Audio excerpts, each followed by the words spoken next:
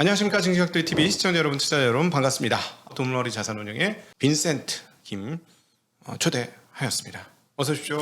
네, 안녕하세요. 도물머리 빈센트입니다. 네, 안녕하세요. 운용자 입장에서 궁금한 건 이거죠. 도대체 언제쯤이면 조정의 임계치를 찍어서 다시 시장이 턴할 수 있을 것이냐. 그리고 그 부분에서 미국 시장과 또 한국 시장 또는 미국 시장과 신흥국 시장, 이미 떨어진 신흥국 시장과 조금 구분을 해서 봐야 될 것 같아요. 이번에 결국 큰 교회에서는 같이 가겠지만 시점은 다를 수도 있을 것 같아요. 다르죠. 왜냐하면 한국이 먼저 맞았고 네. 또 한국의 익스포저 중에 결국 실물 경제에 따라갈 수밖에 없거든요. 네. 한국의 수출 중에 최근에 무역 수지, 경상 수지 적자도 뭐 수입 의존도가 맞다라고 하는 거지만 결국 바로 옆에 있는 우군의 엔진 중에 하나가 중국이 정체됐잖아요. 네. 그러니까 한국은 좀 다른 거죠. 미국하고 다른 게 폐쇄 경제도 아니고 네. 우리는 오픈 이코노미 하는데 옆에 있는 쌍두마차 중에 하나에 중국 엔진이 이미 식었기 때문에 네. 그러면 이 수출 다변화라고 한다 하더라도 그게 블록화 경제에 여의치도 않고 에너지 가격이 높아지고 그러니까 당연히 국가 전체인 모멘텀인 수출 경제가 이미 뒷걸음질 치고 있고 그러니까 외국인 입장에서는 한국에서 러브콜이 있을 수가 없어요. 근데 단 하나 외국인 입장에서 똑같습니다. 싸지면 사실 싸진 게 모든 게 다 대변할 수 있죠. 네. 왜냐하면 결국 성장성은 살아있으니까 네. 그거를 계산하는 바로미터가 저는 환율을 보는 거고. 네. 네. 그래서 최근에 환율이 사실 저는 1,200원, 그러니까 달러 환율의 1,200원 선이 꽤 오래 유지될 것 같다고 보는 사람 중에 하나거든요. 네. 잘 밑으로 내려올 가능성이 별로 없어 보여요. 네. 왜냐하면 미국과 한국의 금리차 역전뿐만 아니고 경상수지 무역 적자, 무역 적자가 이제 다음 주면 또 이제 5월달 그 수출이 동향이 나올 텐데 네. 10일, 20일 계속해서 잠정치 나오거든요. 네. 별로 안 좋아요 벌써. 네네. 적자죠. 에너지 네. 수입 가격이 너무 높아요. 네, 그리고 이런 적자는 따져보면 2007년, 8년밖에 없었어요. 그때 환율은 다들 아시잖아요. 엄청 높았던 거. 네. 그래서 최근에 이런 상황이 지금은 외국인 입장에서는 1,200원, 1,300원 갔다가 여전히 1,080원 아니면 우리의 장기 미디엄 평균인 1,150원 안으로 내려올 수 있다라고 본다면 과감하게 들어오겠지만 네. 아직은 그럴 가능성, 저럴 가능성 여전히 가능성이기 때문에 외국인 입장에서도 네. 러브콜이 쉽지 않은데 네. 그런 것들을 외환시장에서 우리가 힌트를 얻을 수 있다. 음. 그리고 아까 말씀드렸던 것처럼 한국은 좀 다를 수 있습니다. 왜냐하면 중국이라는 엔진이 식었기 때문에 네. 그러면 우리 자체적으로 자생력이 있으려면 결국 가격이 싸져야 됐다는 거 외에 플러스 알파가 있어야 되는데 그것을 외국인 입장에서 가격적인 메리트로 환율을 보고 아마 트리거를 삼지 않을까라고 보고 있습니다. 1280원, 90원 근처까지 갔었는데요. 네. 그러면은 여전히 1300원을 돌파했을 때 그 네. 트리거가 딱 터진다 이렇게 보시는 건가요? 네, 그러니까 저는 환율 모형을 사실 유가 모형하고 물가 모형의 조합인데요. 달러 환율의 1,300원은 사실 제가 갖고 있는 모형은 달러 인덱스하고도 연결돼 있어서 똑같은 1,300원이지만 달러 인덱스가 100일 때와 105일 때가 좀 다르긴 해요. 네. 그런데 1,300원이면 이미 지금 우리 기초 체력 대비 많이 싸진 가격이다라고 생각을 합니다. 그렇죠. 사실 뭐 1,300원 가면 한국의 주력 수출 기업들인 자동차, 반도체, 화학, 조선 이런 업체들이 원화환산 수익률은 엄청나게 올라가는 네. 상황이 안 올래 안 올 수가 없으니까. 네, 그러면 이제 어닝이 조정이 되겠죠. 그렇죠. 그러면 포워드 가이던스가 바뀌는 거고 포워드 그러니까 1년 후에 이익단이 계속 늘어나면서 지금 뭐 220조 정도를 2022년 생각하는데 2023년 기준으로 220조보다 훨씬 더 높은 이익 규모가 되니까 그러면 밸류에이션 쳐보면 이제 PER 뭐 9배도 안 되네. 뭐 이런 그쵸. 개념이 오니까 외국인 그쵸. 입장에서 그럼 정말 싸다. 그쵸. 이건 들어가야 되고 잘하면 환으로도 먹겠네. 그쵸. 이런 생각을 하게 된다는 그런데 이제 말씀이죠. 외국인 입장에서는 1, 2년 단기 투자 아니고 장기 투자하는 사람들은 그렇다고 한들 1,150원은 다시 내려오는 거 아니야? 그러면 결국 원화환산이 나중에 피해를 보는 거 아니야? 네. 그렇기 때문에 제가 달러 환율이 1,200원 선에서 상당 부분 버텨진다는 게 컨센서스로 나타난다면 외국인 입장에서는 그러면 원화환산 이익으로 볼 수 있다라는 게 장기 모형에도 들어갈 거다. 근데 지금 이렇게 이제 구도를 짜셨는데 이 구도가 예를 들어서 변할 수 있는 변수라는 게 있을까? 그러니까 지금 전 세계적인 변수 중에 제일 큰 변수 중에 하나는 뭐 인플레이션에 따라서 시중이 어떻게 돌아가느냐가 하나가 있을 것이고 그다음에 이제 가장 중요한 건 전쟁과 또 거기에 연결된 유가. 인플레이션의 핵심 지표 네. 유가. 네. 예를 들어 유가가 100달러 이하로 또 떨어져서 뭐 네. 80몇 달러까지 떨어졌다. 네. 이런 이 모든 그 판세가 좀 바뀌는 게 아니라 너무 큰 변수의 변화니까. 그렇죠. 그런데 일단은 오페크 플러스 알파가 네. 지금 러시아의 눈치를 볼 수밖에 없는 상황이라서 네. 유가의 그런 급락은 대대적인 경기 침체 아니면 힘들다라고 보고 있습니다. 네, 네. 그래서 제가 제 전망이 틀릴 가능성은 여전히 음. 또 외환시장에 찾는 거죠. 저는 달러의 피크아웃, 네. 그러니까 달러의 약세는 없어요. 감히 말씀드리면 달러는 강세가 좀 주춤할 뿐입니다. 근데 그 주춤하는 것도 엄청 큰 트리거거든요. 최근에 그런 상황입니다. 네. 그래서 저는 상반기에 달러 인덱스 기준으로 더 이상의 강세보다는 횡보, 아니면 살짝 방향을 아래쪽으로 내비치는 그런 하반기를 보고 있고 거기에 원동력으로 연준의 매도기를 보고 있고 근데 이 전망이 뒤바뀌면 제가 생각하는 것보다 시계가 좀 지연되거나 아니면 틀릴 전망이고요. 두 번째는 이제 곡물 가격에 대한 정치적 리스크. 이게 왜 계속 강조드리냐면 사실 정치적으로 먹고 살기 힘들면 다 곡물 가격 때문에 역사는 반복됐기 때문에 그 부분을 우리가 주목하고 있는데 이번에는 우리가 이거는 부정하는 게 아니고요. 눈보도 뻔한 게 이미 수출 수입을 안 하고 있고 네. 먹을 건 필요하고 한쪽에서는 생산이 안 되고 있고 이건 불보듯 뻔한 상황이다. 그래서 이런 것들이 생각보다 빨리 현실화된다면 제가 생각하는 것보다 훨씬 더 큰 경기 침체 아니면 오른 경기 침체 그렇게도 생각하고 있습니다. 그럼 유가는 그렇게 크게 빠질 거라고 생각은 일단은 안 하시는 네, 것 같아요. 유가는 왜냐하면 이미 블록화 경제가 되었기 때문에 네. 우리가 전 세계에서 러시아의 아마 원유 익스포저가 15%에서 20%쯤 안 될 거예요. 네네. 15% 전후 텐데 앞으로 이 우크라이나 전쟁이 봉합된다 하더라도 서방이 러시아산 우랄유를 사줄까? 그러면 이제 유럽이 에너지 자립도를 포기하는 거거든요. 네. 그러면 또 이게 유럽이 에너지 자립도를 포기하는 거하고는 또 맞지 않는다라고 해서 글쎄요 인도랑 중국 갖고 러시아산 우랄유를 산다 하더라도 이게 유가가 생각보다 좀 내려올 것 같지 않습니다. 왜냐하면 공급이 되게 타이트하니까. 그럼 오펙 플러스는 여전히 한 40 몇만 배럴에서 더 이상 증산 안 해주는 걸로 그냥 확정이 되는 건가요? 그러니까 이건 치킨 게임이에요. 이게 경제학으로 보면 이게 내시 인존하고 비슷한데요. 오펙 플러스 알파는 이미 카르텔이라서 네. 의사결정이 되게 더디고 상대방의 액션을 보고 내가 액션을 취하거든요. 네. 근데 오펙 플러스의 지금 상대방 액션은 러시아예요. 이러다가 내가 증산을 했는데 러시아 가격을 확 떨어뜨려서 이미 수요를 글로 다 확 뺏긴다면 물론 세계화의 정화 이런 것 때문에 러시아산 우랄유를 안 사준다 하지만 전 세계에서 가장 큰 중국과 인도가 그렇죠. 이미 사준다 그러면 사주고 있죠. 이미 네. 있고요. 네. 거기다가 지금 유럽이 그러니까 오펙 입장에서는 내가 증산해갖고 앞으로 미래를 이렇게 수요를 받는데 갑자기 전부 다 러시아 거만 산다 그러면 가격이 싸니까. 네. 그럼 중동은 또 손가락 빠는 거거든요. 중동은 쉽사리 증설 못할 겁니다. 만약에 이란이 들어온다면 네, 이란이 들어올 가능성이 높다고 보고요. 근데 사실 이란은 또 이제 미국과의 그 치킨 게임에 좀 들어갔어요. 네. 그냥 트럼프가 판을 엎은 바람에 네. 이건 이제 이란 중소 정체의 정세를 보면 약간 좀 오랜 설명이 필요한데 네. 미국 원하죠. 미국은 계속해서 핵합의에 다시 복원이라든지 러브콜을 보내고 있는데 이란은 사실 아쉬울 게 별로 없는 상황이고 네, 지금 그렇죠. 네, 이제. 근데 이란의 경제도 생각보다 인플레이션이 높거든요. 그래서 여전히 이란이 들어온다고 보는데 그게 현재 이란이 하루 기준으로 350만 배럴 하다가 지금 100만 배럴, 150만 배럴이라서 네.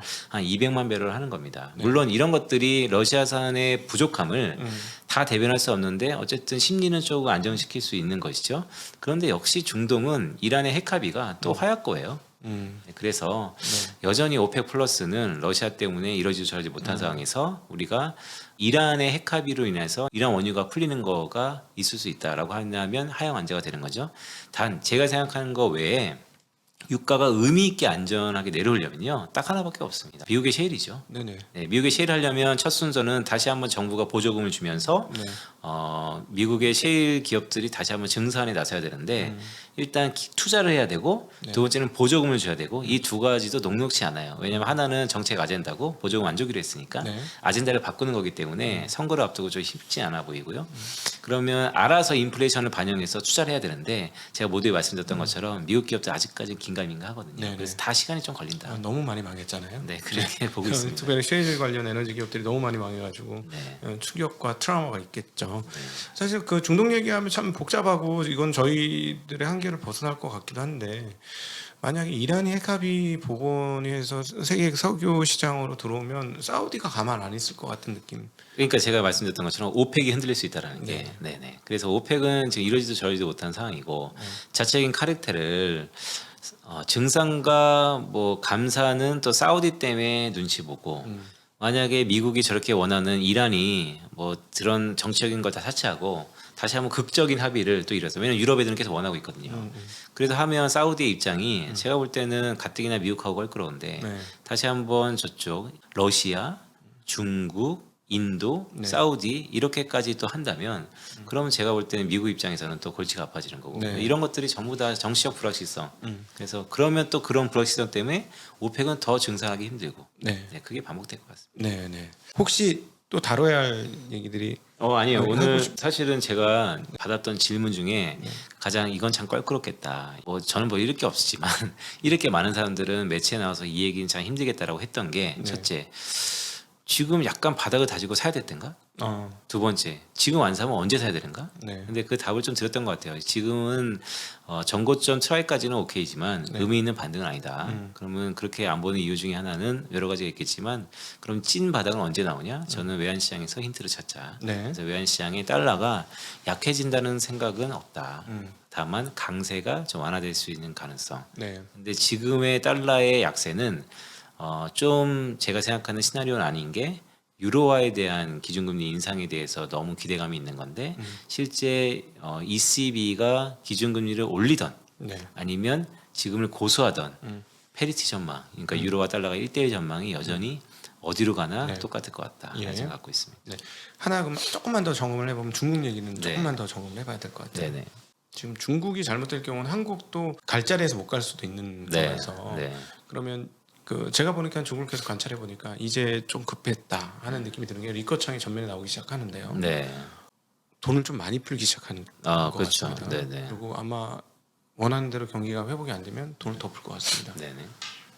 그러면 언제부터 그게 반영이 될지 모르겠습니다만은 지금 현재는 중국 경기는 앞서 그 마이너스까지 찍을 거다 2분기 네. 이렇게 생각을 했고 그리고 어쨌든 굉장히 낮게 나와 실질적으로는 네. 그냥 발표가 어떻게 하든 실질적으로는 뭐 이동성이 없었는데 어떻게 GDP가 높게 나올 것이에요. 네. 그러니까 낮게 나올 건데 그럼 이것들을 계속해서 천명하고 있듯이 5%는 해야 된다. 5.5%는 아니더라도 5자는 찍고 싶다. 이러면 네. 하반기에 엄청 물량을 쏟아부을 거 아닙니까? 뭐 이제 이게 그러니까 산수죠. 이게 이제 결과는 딱 정해져 있고 네, 과정이 다르니까 그럼 이제 산수 제로섬으로 네, 1분기 죽쓰고 2분기 죽썼으면 3, 4분기 이만큼. 그렇죠. 근데 그럴 조짐들이 좀 보인다. 왜냐면 중국이 그렇게 해왔고 네, 또 돈을 풀고 있고 네, 근데 돈을 푸는 게 이제 사실 돌아야 되는데 그렇죠. 도는 거에 대해서는 제로 코로나 정책이 돌지 못하게 하고 그렇죠. 그런 금융 사이즈는 돌 거니까 오히려 모르는 먹던 투자하는 입장에서는 버블 일으킬 수 있으니까 그게 좀 들어가자라고 할 수 있는 건데요. 네, 상당히 고민스러운 부분이에요. 네. 왜냐하면 역시 또 숫자로 만들어지나. 근데 그 숫자로 만들어지는 게 또 재고만 왕창 들어서 아니면 서부 개척을 안 하던 멈춰있던 건축물들을 하나씩 한 층씩 더 올려서 끝나는 거 아닌가? 뭐 이런 생각 좀 들고 있어서 네. 저는 중국 경제가 올해 2% 성장할 거라고 보고요. 연말 기준으로도 네네, 그냥 2% 성장할 거라고 봅니다. 그래서 유례 없이 시진핑 연임 이후에 네. 이시직구하는 타임이 한번 있을 것 같고요. 네. 네, 그것을 뭐 대외적으로 전쟁으로 이끌어왔던 네. 아니면 그거를 새로운 뭐 냉전 시대를 재림으로 뭐 포장을 하던 어쨌든 5.5% 달성 가능성은 그러니까 달성하기 위해서 하반기에 더 많은 돈과 더 많은 뿌린다라는 가능성보다 네. 달성 못한다라는 가능성을 좀 갖고 있는 사람입니다. 그걸 달성을 못한다면 그러면 위안화의 약세 그래서 전망이 네, 네. 그렇게 연결이 네네. 됩니다. 그래서 위안화가 7은 뭐 언제든 왜냐하면 이제 빅스테 한 번 했잖아요. 터미널 레이트가 되게 중요해요. 네. 연준은 3.25에서 3.5%가 터미널 레이트입니다. 터미널 레이트가 좀 내려갈 수는 있겠죠. 한국은행은 3%까지 기준금리를 올릴 것 같고요. 네. 그때까지 가야지 기대 인플레이션이 좀 잡힌다라는 게 현재 정설이니까 네. 그러면 이미 미국과 중국은 금리차가 역전되고 있거든요. 그때 가면 이제 벌어지는 거예요. 그러면 물론 한쪽은 폐쇄 경제고 한쪽은 오픈 이코노미라서 생각보다 채권 시장의 큰 규모가 아니면 장기 자금들이 왔다 갔다 움직이는 게 제한적이라서 환율이 탄력적으로 움직이지는 못하겠지만 네. 그래도 두 국가의 사이즈를 보면 결국 금리 차가 환율을 반영할 거다. 네. 그래서 저는 달러 위안 7. 음. 네. 또 저번에 6.85까지 갔죠. 네네. 네, 인민은행이 지금 개입한 지가 한 열흘 됐습니다. 네. 꽤 많이 누르고 있죠. 2016년 똑같았어요. 네. 네, 아마 외환보유고도 1조 날아갈 겁니다. 네. 갑자기 최근에 어떤 피터 자이안 네. 아마 저희 돌기체반에 나가게 될 블록화를 네. 전형적으로 얘기했고 가장 유리한 쪽은 미국이고 가장 네. 불리한 쪽은 중국이다라고 했던 그게 지금 실현되기 시작하는 거거든요. 그치. 만약 이렇게 해서 경기가 말씀하신 대로 숫자가 걔네가 어떻게 찍든지 간에 실질 성장률이 뭐 3% 미만으로 이렇게 찍혀버리면 중국은 그동안에 왔던 길과 전혀 다른 길이 시작되는 거. 네, 그래서 이미 중국 정부가 시진핑 2기에서 3기로 넘어올 때 쌍순환 전략이라고 해서 내순환과 외순환. 네. 외순환은 패권 경쟁과 미중 무역 분쟁을 인해서 자연스럽게 없어졌다고 보고요. 이제 내순환을 하고 있는데 이 내순환이 이제 더 폐쇄적인 경제로 밟고 있고 중국이 내순환을 하기 위해서 가장 중요한 거 이 하나만 꼭 지켜야만 된다라는 게 결국 에너지원이기 때문에 네. 지금은 그래서 중동과 러시아의 관계가 다 그렇게 해서 나타나고 있다라고 보고 그럼에도 불구하고 목표 성장률은 이미 달성하기 좀 힘들 것 같다라고 네. 보는 것입니다. 단 이거는 제가 어느 정도 보는 한 5년에서 10년의 시계고요. 정말 우리가 넓게 봐서는 결국 중국한테 엄청난 기회가 있다고 보는 사람 중에 하나예요. 왜냐하면 네. 중국은 역사를 보면 볼수록 재밌는데요. 통일과 분열의 역사잖아요. 그래서 다시 한번 재판, 재정립, 리모델링 이후에는 훨씬 더 중국에서는 다른 경쟁적인 요소가 있을 거다. 그 전까지는 상당히 크게 아마 크게 망가져야 다시 한번 기회가 있다라는 게 중국을 보고 하는 얘기 아닌가라고 네. 보고 있습니다. 그럼 한국도 중국과 관련된 비즈니스라는 업은 굉장히 어려울 수도 있고. 그렇죠. 뭐 이미 중간재의 밸류체인이 끊기다시피 했기 때문에 네. 큰 변화가 계속해서 나타나고 있고요. 네. 제가 이제 그런 말씀 많이 드리는데 세계화의 정원 블록화 경제가 그래서 한마디로 뭐가 달라지는데 좋은 시절 끝났다. 네. 그렇죠. 평화의 시대도 끝난 네, 거죠. 그리고 이미 우리가 싼 게 비지떡, 싼 거 해갖고 이런 건 끝났다. 이제는 이런 생각을 좀 갖고 있습니다. 모든 가격이 올라가는 인플레이션의 구조와 블록화 이꼬르 인플레이션의 구조화 가능성이 매우 높은 거죠. 맞습니다. 네, 네. 아, 논리가 너무 정연해가지고 제가 공격을 좀 해야 되는데 주식 보유자 입장에서 공격을 해서 아니다, 주가를 올려야 돼 이런 입장인데 틈이 별로 없어요. 지금 제가 계속 얘기를 들으면서 틈을 찾고 있는데 네. 그럼에도 불구하고 역시 네. 가격이 투자자 입장에서 가격이 최선 아니겠습니까? 그렇죠. 그러니까 네. 제가 모두에게도 말씀드렸던 거. 제가 지난번에 처음 네. 매팅을 했던 게 이제 연합인포맥스였으니까 그때도 이제 비슷한 이런 식으로 이제 분위기가 갔어요. 네. 그러면서 제가 무슨 말씀드렸냐면 사실 이 모든 것을 안다 한들 내가 사고 싶으면 끝이다. 네. 내가 사고 싶으면 그냥 게임 끝인 거예요. 네. 근데 인간이 사고 싶은 가장 큰 유인은 내가 과거에 봤던 경험보다 싸면 움직이는 겁니다. 네. 그래서 이 싼 게 지금 가장 큰 매력인데요. 문제는 지금은 지점에서 저도 이제 사람들하고 많이 만나보면 거래량이 좀 정체했다 그래요. 왜냐하면 싼 건 맞는 것 같은데 더 싸질까봐. 아니면 싼 건 맞는 것 같은데 가파르게 갖고 있으면 오를까봐. 뭐 이런 게 지금 혼재돼 있잖아요. 네. 그래서 지금은 그래서 더 어렵다라고 현업에서 말씀하시는데 조만간 아마 분수령이 나오지 않을까라고 보고 있습니다. 네. 그리고 미국과 한국은 조금 시차가 나면서 조정을 했으니까 뭐 반등도 시차가 날 수도 있는 거고. 그쵸. 그거는 네. 사실 모르는 얘기고. 네, 네. 네. 끝으로 저희 증시각도 TV 이제 두 번째 나와 주셨는데요. 네. 너무 감사하고 네. 첫 번째보다 훨씬 더 재밌는 시간이 된 것 같습니다. 고맙습니다. 토론이 되고 대담이 되고 해서 너무 좋은 것 같고요. 우리 저희 증시각도 TV 시청자분들에게 해주시고 싶은 말 네. 있으시면. 네. 제가 저번에 이제 처음 나오고 이 증시각도기 TV에 이제 두 번째로 인사드리는데요. 여전히 좋은 프로그램 초대해 주셔서 저에겐 영광이고요. 제가 지난번에도 말씀드렸던 걸 다시 한번 좀 반복드립니다. 안 좋을 때 안 좋은 얘기를 하는 이유는 좋아질 거다라는 강한 믿음이 있어서 더 안 좋게 말씀드리는 겁니다. 사실 경기 침체라는 것도 우리가 이미 인지하기 시작했고 또한 분수령 하나하나를 다 맞출 수는 없는 거예요. 또 저는 이런 지난 10년의 애널리스트 생활 동안 전망을 얼마나 많이 틀렸겠어요. 그리고 얼마나 뭐 운 좋게 맞은 적도 있겠지만요. 그럼에도 불구하고 여전히 저는 전망을 합니다. 왜냐하면 BM 즉 가이드라인이기 때문입니다. 바로미터이기 때문이고요. 그래서 제가 드렸던 이런 논리에 이런 앞으로의 시계들을 참고하셔서 전부는 아니니까요. 참고하셔서 좋은 수익률을 잡으시는데 아니면 덜 잃으시는데 도움이 됐으면 하는 바람입니다. 우리 빈센트님의 거시는 굉장히 저는 좋은 것 같아요. 굉장히 맞습니다. 설득력 있고 너무 좋고. 그래서 우리 빈센트님의 거시 시각과 그리고 우리 증시각도기에 또 우리는 바텀이 전문이니까 바텀하고 잘 결합을 해서 알겠습니다. 좋은 결과를 얻는 우리 모든 시청자분들 되셨으면 좋겠습니다. 자, 우리 다음에도 또 나와주실 거예요? 알겠습니다. 네, 감사합니다. 약속하셨습니다. 네, 조만간에 또 이런 대답. 뭐 정기적으로 뭐 한 달에 한 번, 두 달에 한 번 이 정도 네, 되면 뭐 좋을 것 같아요. 제가 한경에서 하는 그 프로그램 가까우니까요. 네, 네, 근데 저번에도 제가 약속드렸던 것처럼 달러원에 1,300원, 달러 위안에 7리안 되면 그 어떤 약속도 차치하고 나와라. 네, 뭐 이런 얘기를 이미 연합포인트에서 드렸기 때문에 네, 네. 달러원이 1,291원 갔다가 네. 저 준비하고 있었어요. 네. 이제 갈 때가 됐구나. 아. 네, 근데 다시 한번 내려와서 좀 시간을 네. 벌긴 했습니다. 네, 네, 알겠습니다. 자, 오늘도 긴 시간 함께 해주신 여러분께 진심으로 감사하고 저희들에게 좋은 인사이트와 시각과 그다음 뷰를 허락한 우리 빈센트님께도 대단히 감사하다는 말씀 드리겠습니다. 저희 인사드리겠습니다. 고맙습니다. 고맙습니다.